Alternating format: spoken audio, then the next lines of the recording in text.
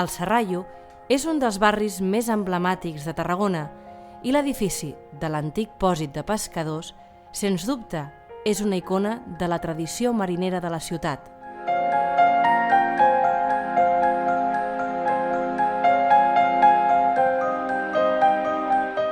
Ens hem de remuntar a l'any 1910 per trobar els orígens d'aquest històric espai.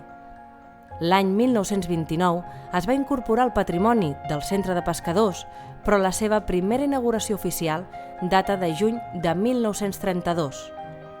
En aquella època, els veïns i veïnes del Serrallo ja es reunien al voltant del cafè de l'antic pòsit, ubicat a la planta baixa, i també a la sala de ball, a la planta primera.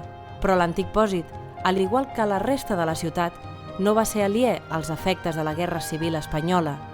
En ple conflicte, va patir un gran impacte durant un bombardeig que va provocar importants danys en l'edifici. Els anys van passar i l'emblemàtic edifici va continuar en peu. L'any 1944 es posa en funcionament l'Escola del Pòsit, que acollia els infants al Serrallo. I més tard, l'any 1956, es va posar en marxa el seu rellotge, autèntica icona del pòsit fins a l'actualitat. L'any 1962, la planta baixa es converteix en restaurant i durant els següents 20 anys l'antic pòsit manté una notòria activitat al Serrallo.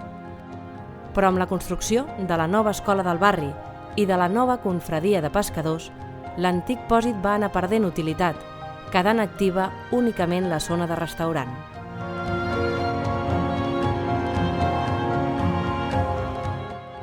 El Port de Tarragona, sensible a la importància que aquest edifici ha tingut i té en la vida de generacions de serrallencs i serrallenques, ha decidit impulsar una remodelació integral que aquest 2016 ja és una realitat.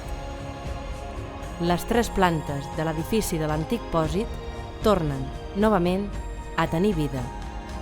La planta baixa amb un nou restaurant de cuina mediterrània.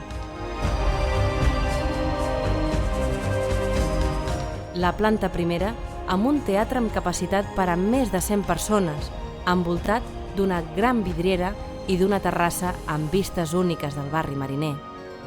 I la segona planta, destinada a oficines i serveis de l'àrea Port-Ciutat de l'Autoritat Portuària de Tarragona.